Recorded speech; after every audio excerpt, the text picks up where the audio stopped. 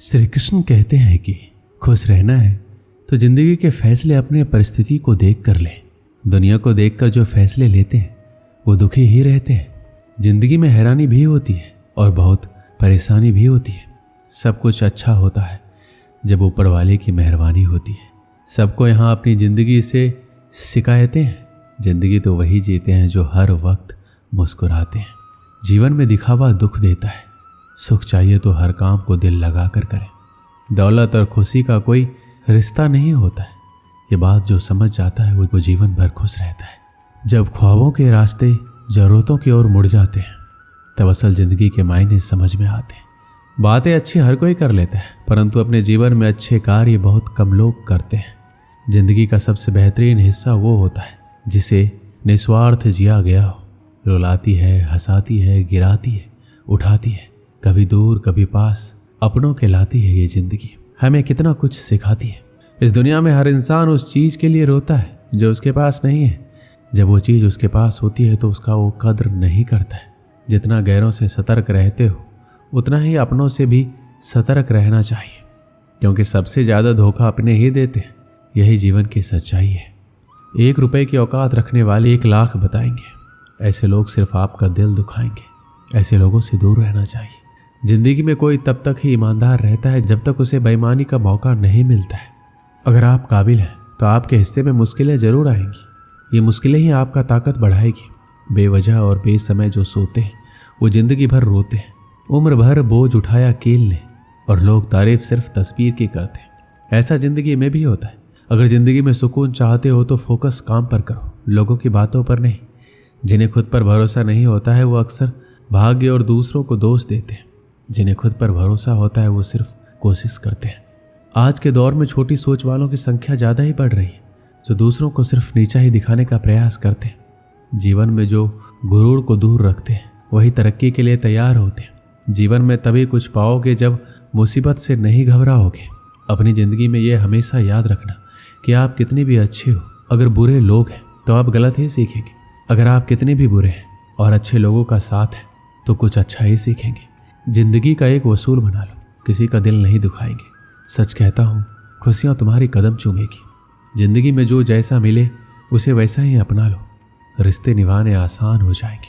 कारण चाहे जो हो, यदि आप अपने जीवन में उदास हैं तो आप कभी भी अपने उद्देश्य या लक्ष्य को प्राप्त नहीं कर सकते।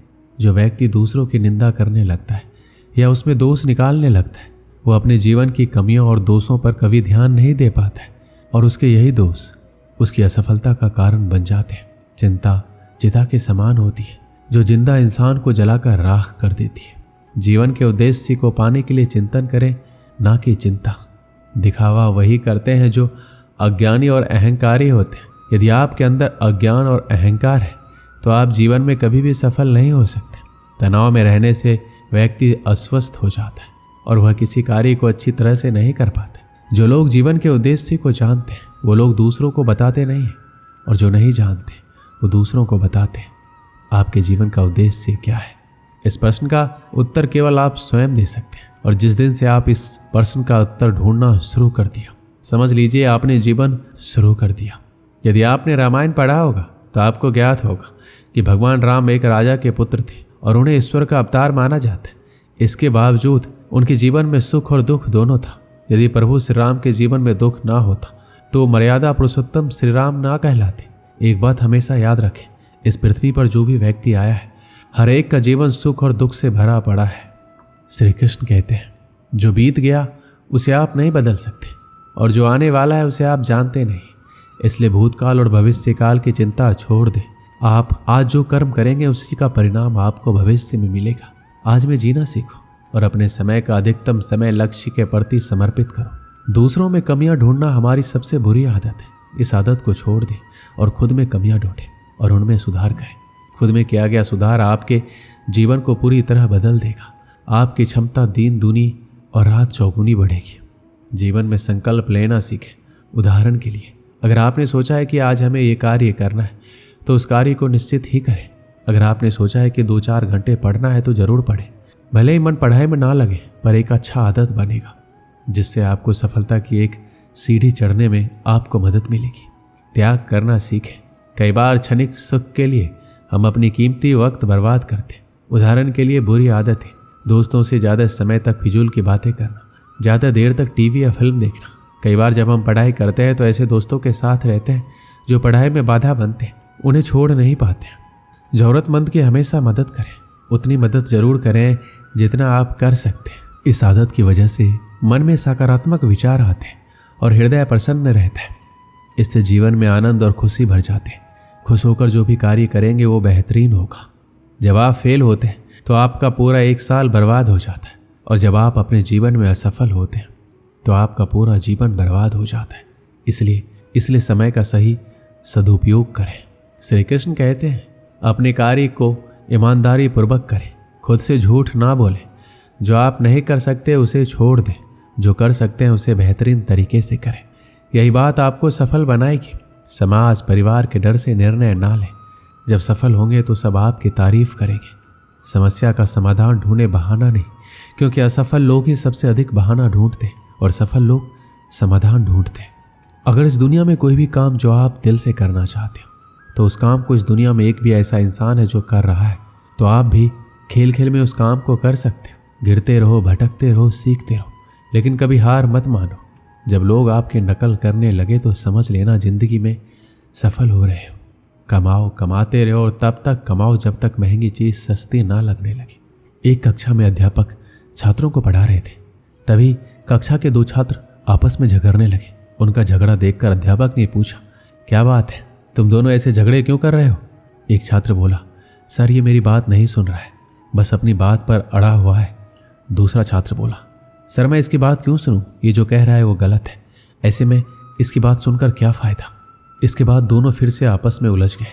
दोनों की सुलह कराने अध्यापक ने उन्हें अपने पास बुलाए। दोनों छात्र अध्यापक की डेस्क के पास जाकर खड़े हो गए, एक डेस्क की ओर और दूसरा डेस्क की दूसरी ओर। अध्यापक ने डेस्क की दराज से गेंद निकाली और उसे डेस्क के बीचों बीच रख दिया। उसके बाद वो दोनों छात्रों से बोले, इस गेंद को देखकर बताओ ये किस रंग की है। पहला छात्र बोला, ये सफ़ेद रंग की गेंद है सर। दूसरा छात्र बोला, नहीं सर ये तो काली है। दोनों के उत्तर एक दूसरे से भिन्न थे, लेकिन दोनों अपनी बात पर अडिग थे। दोनों में फिर तू मैं होने लगी। अध्यापक ने दोनों को शांत कर अपने स्थान बदलने को कहा। दोनों ने अपने स्थान बदल लिए। अध्यापक ने फिर वही प्रश्न दोहराया कि अब बताओ कि गेंद का रंग कौन सा है। इस बार दोनों के जवाब एक दूसरे से भिन्न थे। अब पहले छात्र ने कहा सर गेंद काली है और दूसरे ने कहा सर गेंद सफ़ेद है। लेकिन अब की बार वो अपने खुद के जवाब से हैरान भी थे। दोनों अध्यापक को समझाते हुए बोले, यह गेंद 2 रंग की बनी हुई है, एक तरफ से देखने पर सफ़ेद दिखती है, दूसरी तरफ से देखने पर काली। तुम दोनों के जवाब सही हैं, फर्क बस तुम्हारे देखने में। जिस जगह से तुम इस गेंद को देख रहे हो वहाँ से तुम्हें ये वैसे रंग का दिखाई दे रहा है। जीवन भी वैसा ही है।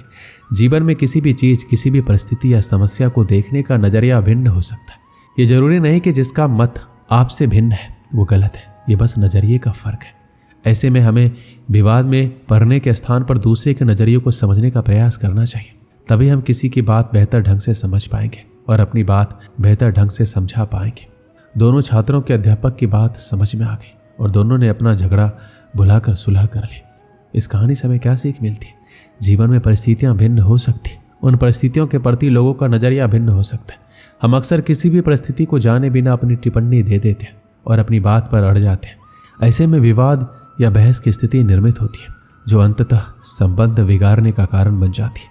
इसलिए किसी भी बात पर अपनी टिप्पणी देने के पहले परिस्थिति या मामले की अच्छी तरह जानकारी ले लेनी चाहिए। साथ ही यदि मत भिन्नता की स्थिति बने तो दूसरे के नज़रिए को समझने की कोशिश करना चाहिए ताकि विवाद नहीं बल्कि बेहतर संवाद स्थापित हो सके। दोस्तों इस वीडियो में बस इतना ही। मिलते हैं अगली वीडियो में। अपना ख्याल रखिएगा। जय श्री कृष्ण।